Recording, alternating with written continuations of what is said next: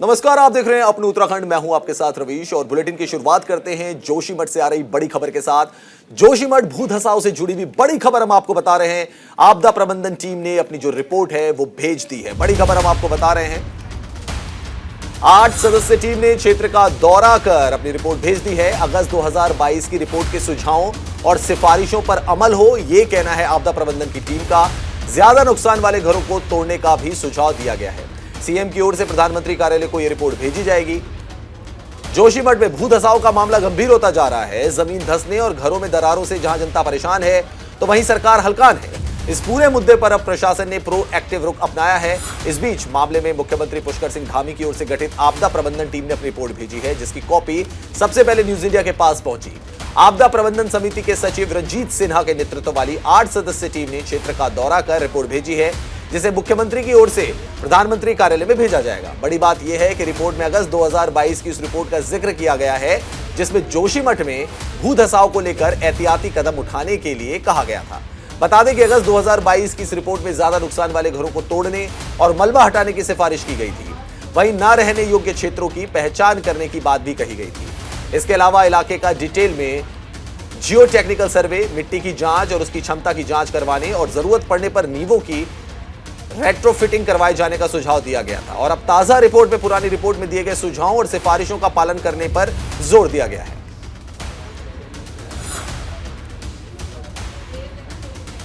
तो सीएम की ओर से पीएमओ को रिपोर्ट भेजी जाएगी। आपदा प्रबंधन टीम ने अपनी रिपोर्ट सबमिट कर दी गई है और जो अगस्त 2022 की रिपोर्ट थी, उसके सुझावों को अमल में लाने के लिए इस रिपोर्ट में कहा गया है। ये आपदा प्रबंधन विभाग द्वारा अधिसूचना एक जारी की गई है, जिसमें जोशीमठ नगर पालिका का जो क्षेत्र है उसको आपदा प्रबंधन अधिनियम के अंतर्गत घोषित किया गया। भारत सरकार से 2 टीम्स आज जोशीमठ में आ रही हैं। जल शक्ति मंत्रालय की एक हाई लेवल टीम है और गृह मंत्रालय से सचिव बॉर्डर मैनेजमेंट और उनकी टीम आज वो भी जोशीमठ में आ जा रहे हैं। जोशीमठ के क्षेत्र में अभी हमने नगर पालिका क्षेत्र में और नियर बाय एरियाज में अभी सभी निर्माण कार्य अग्रिम आदेशों तक हमने अभी रोक लगा रखी है। जो भी लोग अस्थायी रूप से विस्थापित हो रहे हैं हमारे नगर पालिका में, गुरुद्वारे में और होटल्स में जो रिलीफ कैंप स्थापित किए गए हैं, सभी को ड्राई राशन किट्स के माध्यम से रिलीफ सामग्री दी जा रही है और लगातार हमारे सेक्टर अधिकारी, प्रभारी अधिकारी उसका निरीक्षण कर रहे हैं कि और लोगों से बात कर रहे हैं कि कोई भी कमी अगर परिलक्षित होती है तो उसका तत्काल निराकरण किया जाएगा।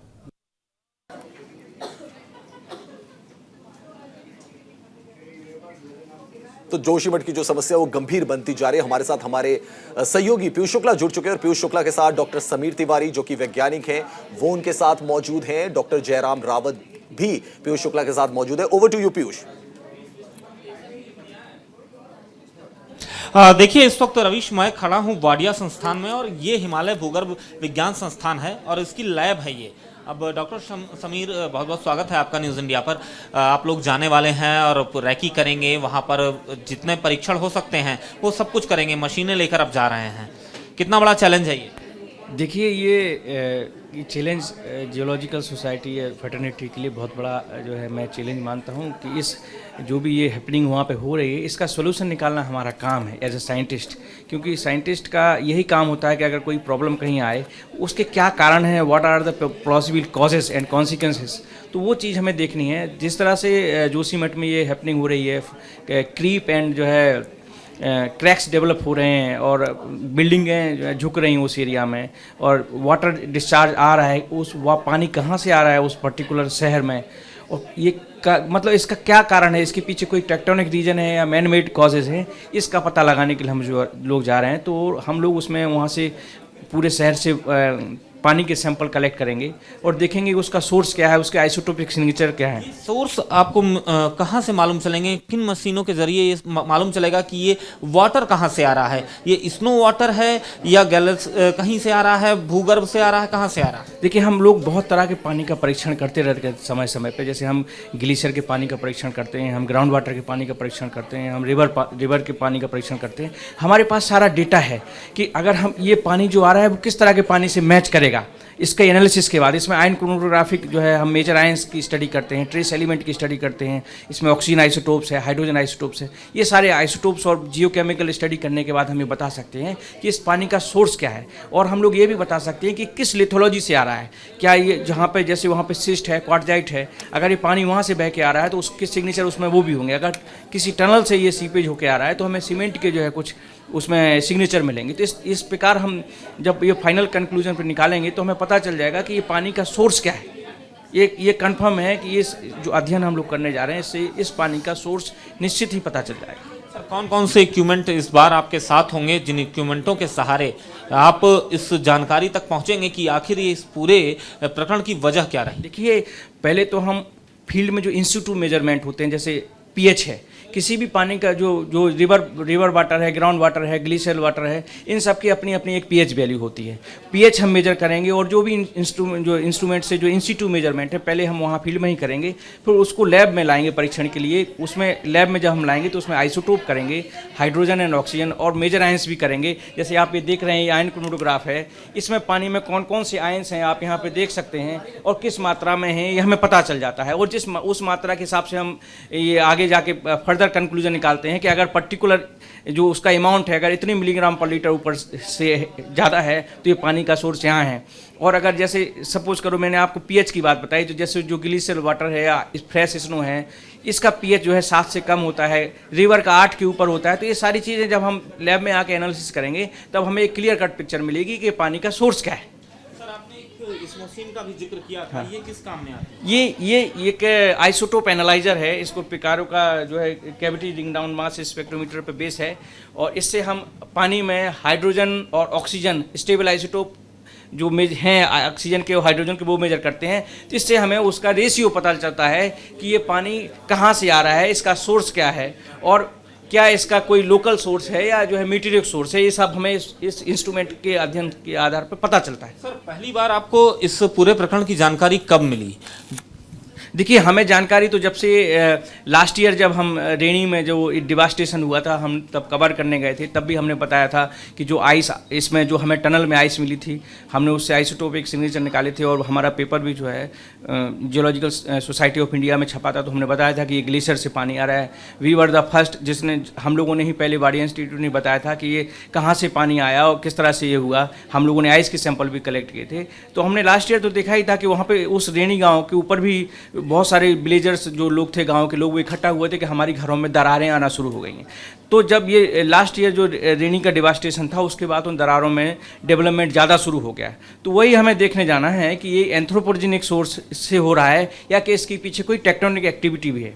अगर टेक्टोनिक एक्टिविटी है तो वहाँ से मुनस्यारी थ्रस्ट गुजरती है जोशीमठ से, तो हम वहाँ पे बहुत सारी जियोथर्मल एक्टिविटी भी है। हम उस जियोथर्मल एक्टिविटी का भी अध्ययन करेंगे और उसके कंपैरिजन में अगर कुछ हमें यहाँ पे भी कुछ क्लू मिलता है, क्या ये जैसे जियोथर्मल तपोवन जियोथर्मल स्प्रिंग है, उसका टेम्परेचर 93 डिग्री सरफेस पे है, तो हम उसमें हमारा लगभग 20 साल का इसमें हमारे पास डेटा भी है।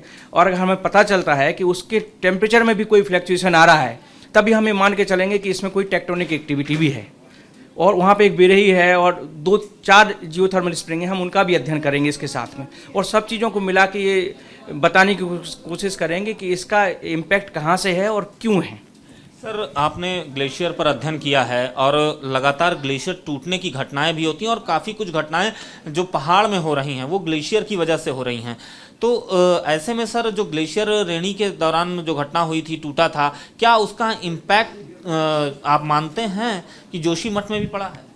हाँ, ज़रूर इस चीज़ को मानते हैं, क्योंकि ये जो लोकेशंस है उसके काफ़ी नज़दीक है, और वो ग्लेशियर जो है काफ़ी लोड प्रेसिपिटेशंस जो है एक सर्टेन क्रिटिकल वैल्यू से ज़्यादा हुआ, उसके कारण से वो जो है क्रैक तो पहले से ही डेवलप हो रहा था, लेकिन जब एक क्रिटिकल वैल्यू से प्रेसिपिटेशन ज़्यादा हुआ तो वो जो है टूट गया, ब्रिज हो गया वहाँ से, और उसका इम्पैक्ट जो है उसके नियर बाई सराउंडिंग एरिया में पूरी तरह से जो है देखा गया।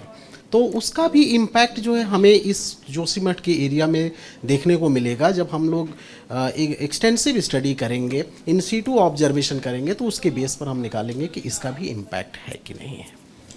देखिए इम्पैक्ट पहाड़ों में किस तरह से हो रहा है, खासतौर पे ग्लेशियर अगर टूटता है रवीश, या फिर जो पहाड़ों की एक्टिविटी इंटरनल हो रही है या फिर जो मानवीकृत एक्टिविटी हो रही है, उन सभी का इम्पैक्ट होता हुआ दिखाई दे रहा है जोशीमठ में। और इसी का अध्ययन करने के लिए वाडिया से 8 सदस्यीय टीम जो है वो निकलने वाली है।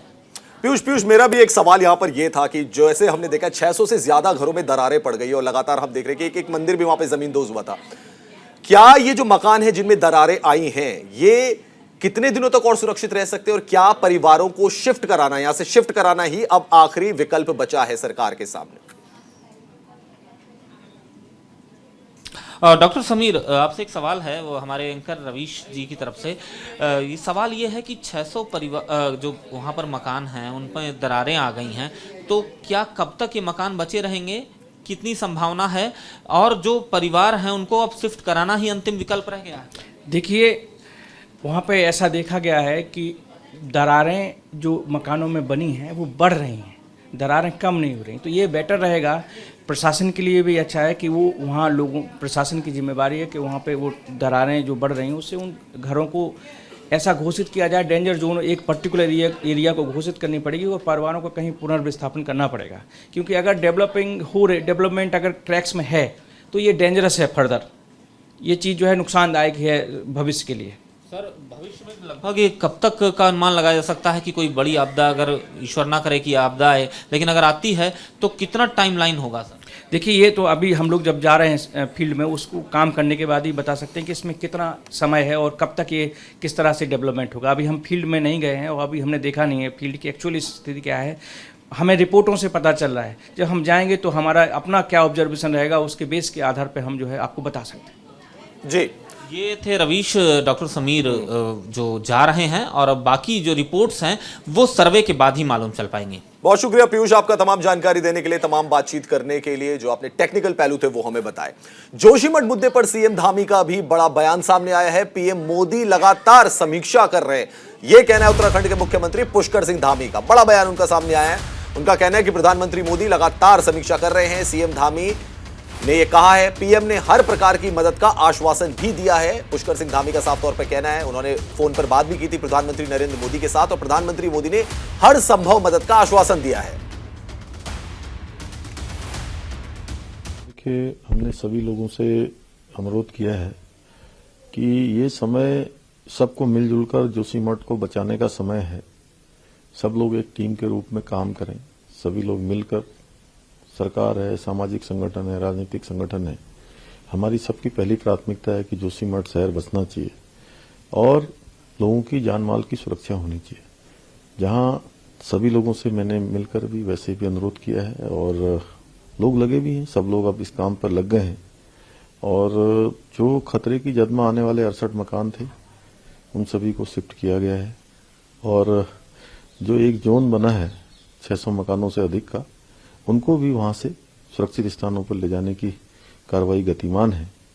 और माननीय प्रधानमंत्री जी भी लगातार इसकी समीक्षा कर रहे हैं, लगातार व्यक्तिगत रूप से वो जानकारी ले रहे हैं और उन्होंने हर संभव यहाँ पर मदद का, हमको सहायता का आश्वासन दिया कि हर प्रकार से सहायता होगी। कल पीएमओ ने भी मीटिंग करी है, हमारे राज्य के भी सभी अधिकारीगण, चीफ सेक्रेटरी कल वहां गए थे, सारा आकलन उन्होंने भी कर दिया है और हमारी कोशिश है कि।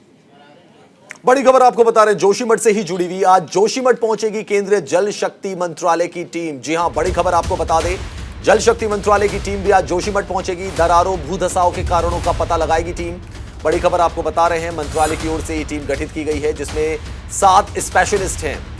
जोशीमठ में आपदा और बचाव कार्यों में तेजी आई है। विभिन्न जिलों से 10 अधिकारियों की तैनाती की गई है। भूधसाव के निरीक्षण और अध्ययन के लिए केंद्रीय जल शक्ति मंत्रालय की ओर से 7 सदस्यों के विशेषज्ञों की जो टीम है वो जोशीमठ पहुंचेगी। जोशीमठ में आपदा और बवाल कार्यों में तेजी लाने के लिए मंडल के विभिन्न जिलों से 10 अधिकारियों की तैनाती की गई है। तो बड़ी खबर आपको बता रहे हैं, जल शक्ति मंत्रालय की टीम भी जो है जोशीमठ पहुंचने वाली है और इसका सबसे बड़ा कारण ये है कि जमीन से भी पानी बाहर आ रहा है। वहां पे पाइपलाइंस फट गई है, पानी जल जमाव की स्थिति पैदा हो रही है, पानी बाहर आ रहा है और जल शक्ति मंत्रालय की टीम भी जो है जोशीमठ पहुंचेगी। तो जैसा कि आप जानते हैं कि बहुत ही ज्यादा गंभीर ये मामला होता जा रहा है। 600 से ज्यादा मकानों में दरारें पड़ी हुई है।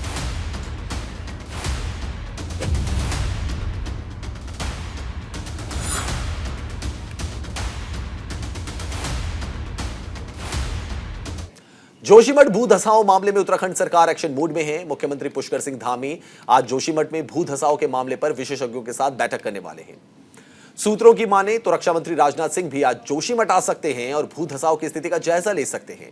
रक्षा मंत्री के संभावित दौरे को देखते हुए सूबे के शिक्षा मंत्री धन सिंह रावत, सांसद तीरथ सिंह रावत और बीजेपी प्रदेश अध्यक्ष महेंद्र भट्ट भी जोशीमठ पहुंचेंगे।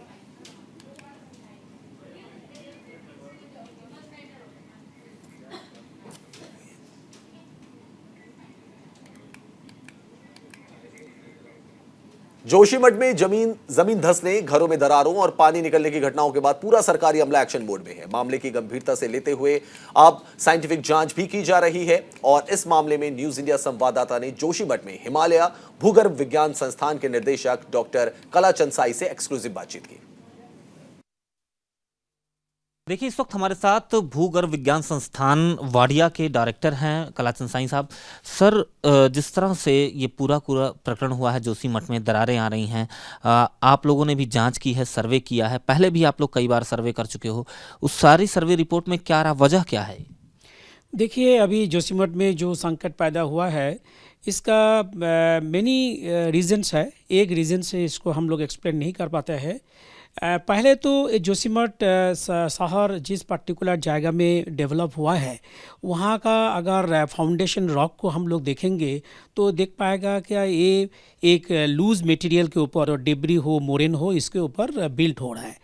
तो इसका जो स्ट्रेंथ है, बियरिंग कैपेसिटी है, वो उतना ज़्यादा नहीं है। इसके ऊपर बहुत तरह से अगर भारी कुछ निर्माण काज और निर्माण काम यहाँ पर होगा तो वो सस्टेन नहीं कर पाता है। तो एक वजह ये है। दूसरा है क्या, ये शहर के चारों तरफ बहुत सारी नालाज एंड रिवर्स है जिसके थ्रू जब वाटर फ्लो होता है तो वाटर भी स्लोप रीजन में मटेरियल दैट रॉक के अंदर पर्कुलेशन होता है। और इस रॉक का जो मैंने पहले बताया था, नाइसिक, सिस्टोज, क्वार्जाइट टाइप ऑफ रॉक है, ये रॉक वेदर्ड हो गया तो उसके अंदर अगर पानी घुस जाता है तो उसका शियरिंग स्ट्रेंथ घट जाता है, उसके जो ऊपर का प्रेशर ज़्यादा सहन नहीं पाता है। तो एक वजह ये है न, इसके लिए भी थोड़ा सा बिकॉज दिस जोशीमठ एरिया अभी पिलग्रिमेज के लिए, अभी जो ट्रेकिंग के लिए जाता है, जो टूरिस्ट के लिए बहुत ज़्यादा अट्रैक्टिव प्लेस हो गया और हिमालय का बहुत क्षेत्र जाने के लिए एक गेट वे हो गया। तो यहाँ पर लोग हॉल्ट करने लगा है। इसका वजह से बहुत सारी hotel, restaurant as well as हमारा ये एरिया जो है स्ट्रैटेजिक पॉइंट ऑफ व्यू से भी इम्पॉर्टेंट है। यहाँ पर रोड कंस्ट्रक्शंस हो रहा है, हमारा ग्रीन एनर्जी के लिए जो नदी से पानी आ रहा है उसको यूज़ करके हाइड्रोइलेक्ट्रिक पावर जनरेशन, बहुत सारी काम नीचे भी हो रहा है एंड रोड कटिंग से भी हो और नीचे ब्लास्टिंग के जो टनल कंस्ट्रक्शन हो उसके लिए भी बहुत सारा इम्पैक्ट ऊपर का ओवरबर्डन के ऊपर पड़ रहा है। एंड मैं पहले ही बताया जो रॉक स्ट्रेंथ उतना काफ़ी नहीं है। अगर ऊपर का लोड बहुत मात्रा से इंक्रीज होने लगेगा तो उसके सस्टेन करने का क्षमता इस रॉक का नहीं है, इसके लिए वो दब रहा है। न्यूज इंडिया के लिए कैमरा पर्सन केडी के साथ अजस्र पीयूष शुक्ला, नई दिल्ली। वहीं शंकराचार्य स्वामी अविमुक्तेश्वरानंद जोशीमठ में भूधसाव के मामले को लेकर सुप्रीम कोर्ट पहुंच गए हैं। स्वामी अविमुक्तेश्वरानंद ने कहा कि पिछले 1 साल से जमीन धंसने के संकेत मिल रहे थे लेकिन इस ओर ध्यान नहीं दिया गया। उन्होंने कहा कि 1 हफ्ते से जमीन धंसने से 500 से ज्यादा मकान प्रभावित हुए हैं। हाँ जी, बिल्कुल साफ साफ दिखाई दे रहा है, खतरे में है। लोग अपने घरों को छोड़ करके दूसरी जगह पे जा चुके हैं। सरकार उनकी व्यवस्था कर रही है, अफरा तफरी का माहौल है। ऐसी परिस्थिति है कि आपदा सामने ही दिखाई दे रही है, तो खतरे में नहीं है ऐसी तो कोई बात नहीं। हम लोगों ने सुप्रीम कोर्ट में भी ये मांग की है और ऐसे भी कह रहे हैं कि इसको राष्ट्रीय आपदा घोषित किया जाए और उसी अनुसार यहाँ के लोगों की मदद की जाए। धर्मनगरी हरिद्वार में कड़ाके की ठंड पड़ रही है। घने कोहरे पर आस्था लेकिन भारी पड़ रही है। बड़ी खबर आपको बता रहे हैं, हरिद्वार से कड़ाके की ठंड पड़ रही है। कोहरा लगा हुआ है लेकिन आस्था जो है वो ठंड पर भारी पड़ रही है। कंपकंपाती ठंड में श्रद्धालु गंगा स्नान कर रहे हैं। गंगा में डुबकी लगाकर आराधना करते हुए नजर आ रहे हैं श्रद्धालु। बड़ी खबर आपको बता रहे हैं, हरिद्वार से ठंड का प्रकोप है, शीतलहर का भी प्रकोप है, लेकिन श्रद्धालु है वो गंगा में डुबकी लगा रहे हैं, स्नान कर रहे हैं। तो गंगा में डुबकी लगाकर आराधना करते नजर आए श्रद्धालु। धर्मनगरी हरिद्वार में कड़ाके की ठंड पड़ रही है। धर्मनगरी हरिद्वार में कड़ाके की ठंड झेलनी पड़ रही है, लेकिन इसके बावजूद भी श्रद्धालु जो हैं वो गंगा स्नान कर रहे हैं, डुबकी लगा रहे हैं, ठंड को मात दे रहे हैं। तो ठंड पर आस्था भारी पड़ रही है। श्रद्धालु गंगा स्नान कर रहे हैं, डुबकी लगा रहे हैं, जबकि पारा लगातार गिरता जा रहा है। और ये तस्वीरें भी आप देख सकते हैं धर्मनगरी हरिद्वार की, जहां कोहरा लगा हुआ है। अपने उत्तराखंड में फिलहाल अभी के लिए इतना ही। और ज्यादा खबरों के लिए आप देखते रहिए न्यूज़ इंडिया।